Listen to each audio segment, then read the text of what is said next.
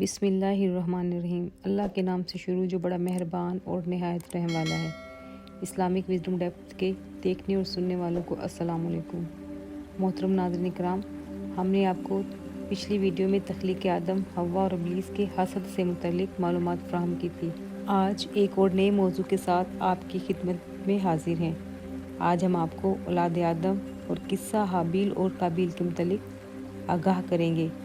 آخر قابیل نے حابیل کو قتل کیوں کیا اور دنیا کے اس پہلے قتل کی وجہ کیا تھی؟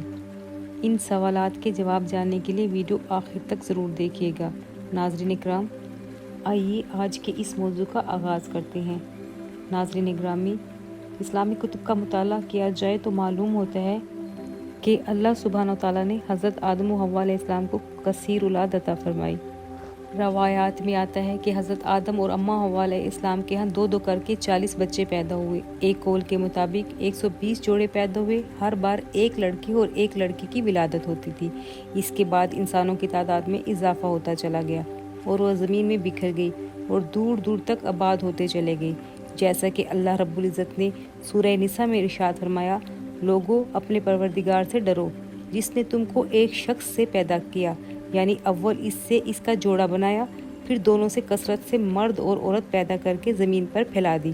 مؤرخین کے مطابق جب حضرت آدم علیہ السلام کی وفات کا وقت قریب آیا تو ان کی اولاد اور اولاد کی اولاد کی تعداد 40 لاکھ تک پہنچ چکی تھی۔ جب اللہ نے آدم علیہ السلام کو پیدا فرمایا تو آپ کی پشت پر ہاتھ پھیرا، تب قیامت تک پیدا ہونے والے انسان آپ کی پشت سے ظاہر ہوں گے۔ اللہ نے ہر ایک کی آنکھوں کے درمیان نور کی ایک چمک رکھ دی، پھر انہیں آدم علیہ السلام کو دکھایا۔ آدم علیہ السلام نے کہا: یا رب، یہ کون ہے؟ اللہ رب العزت نے فرمایا: یہ تیری اولاد ہے۔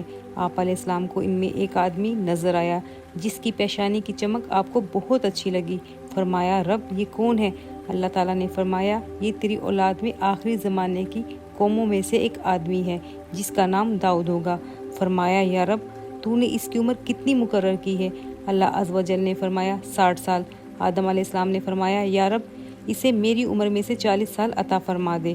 جب حضرت آدم علیہ السلام کی عمر مکمل ہوئی تو موت کا فرشتہ آ گیا تو آپ علیہ السلام نے فرمایا: کیا میری عمر میں 40 سال باقی نہیں؟ فرشتے نے جواب دیا کہ کیا وہ آپ نے اپنے بیٹے داؤد علیہ السلام کو نہیں دے دیے؟ تو آپ علیہ السلام نے انکار کیا تو آپ کی اولاد بھی انکار کی عادی رہی۔ مؤرخین لکھتے ہیں کہ حضرت آدم علیہ السلام بھول گئے تھے، یہی وجہ ہے کہ آپ علیہ السلام کی اولاد بھی بھولنے والی ہو گئی۔ آدم علیہ السلام سے غلطی ہوئی، آپ کی آل بھی غلطیاں کرنے والی ہے۔ حضرت آدم علیہ السلام کی اولادوں میں سے بہت اولین میں سے حابیل اور قابیل کا ذکر خاصا نمایاں ہے۔ اسلامک وزڈم ڈیپتھ کے دوستوں، تاریخ طبرانی میں ہے کہ حضرت آدم علیہ السلام اور اماں حوا علیہ السلام کے ہاں ہر بار ایک لڑکا اور ایک لڑکی پیدا ہوتے اور انہیں یہ حکم تھا کہ ہر لڑکے کی شادی دوسرے لڑکے کے ساتھ پیدا ہونے والی لڑکی سے کریں، یعنی اس لڑکی سے شادی کرنا جائز نہ تھا جو لڑکے کے ساتھ پیدا ہوتی۔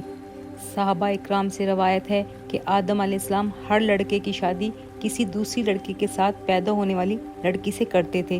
حابیل نے قابیل کی بہن سے نکاح کا ارادہ کیا اور قابیل کی بہن زیادہ خوش شکل تھی، چنانچہ قابیل نے چاہا حابیل کی شادی کے بجائے اس کی شادی اس سے ہو جائے۔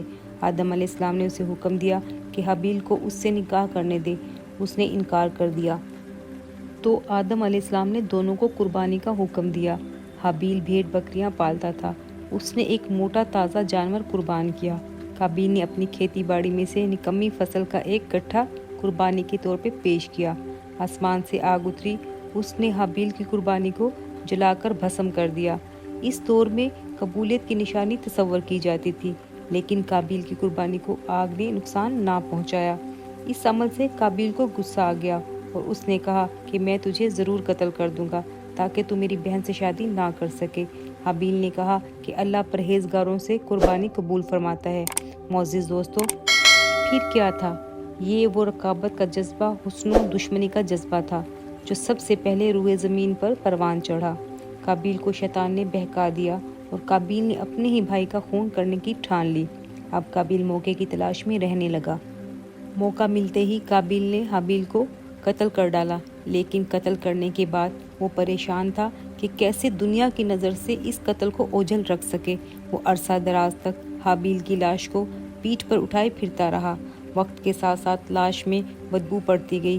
कुछ समझ न आती थी कि लाश का क्या किया जाए। कई रोज़ गुजर जाने के बाद भी कोई हल ना निकल सका तो रब ताला ने 2 फरिश्ते कौवे की सूरत में ज़मीन पर काबिल के सामने भेजे। दोनों कौवे झगड़ने लगे और एक कौवे ने चोंचों और पंजों से वार करके दूसरे कौवे को मार डाला। मारने के बाद ज़मीन खोदी और कौवे को ज़मीन में दफन करके ऊपर मिट्टी डाल दी। सारा माजरा देखने के बाद काबिल को अक्ल आई कि मैं भी इस लाश को ज़मीन में दफन कर दूं। ये था रुए ज़मीन पर पहला नाहक कत्ल।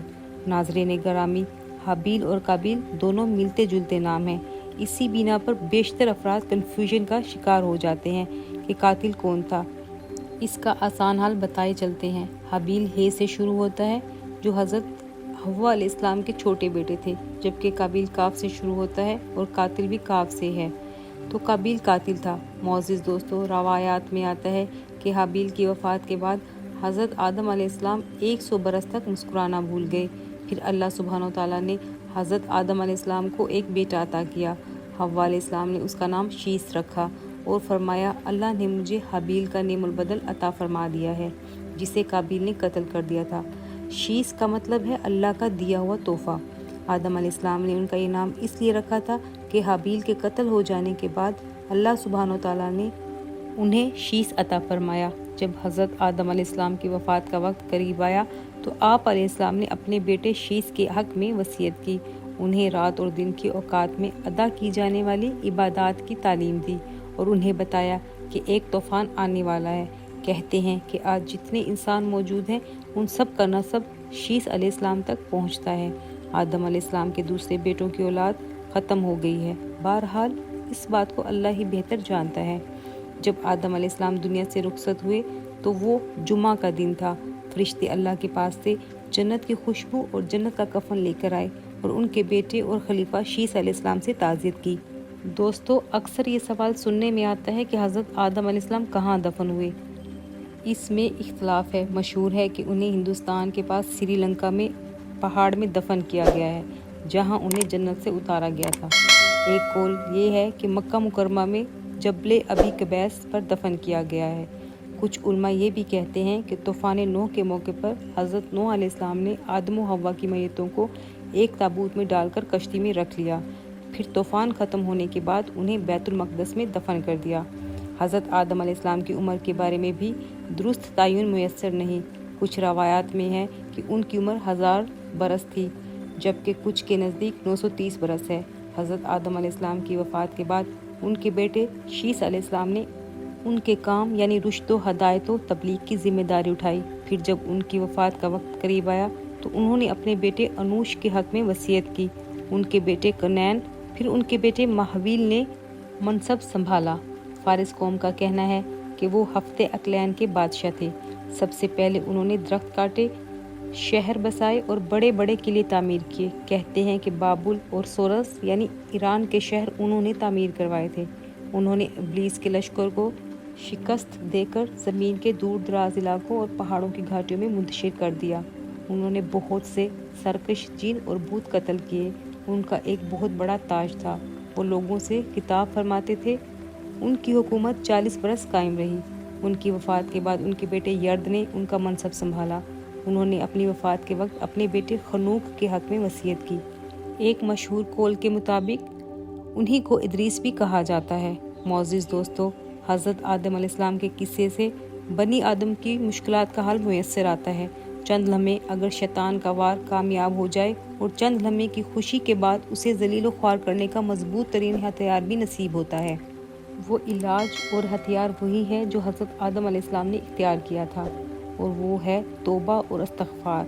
लिहाजा अगर शैतान का वार कामयाब हो जाए और हम अपने रब की नाफरमानी कर बैठें और रब्बानी इनाम से महरूम हो जाएं, तो हमारे लिए कुर्बे इलाही के हसूल, गुनाहों की बख्शिश, रब की रज़ा और इनामात के हसूल के लिए तौबा का दरवाज़ा हमेशा खुला है।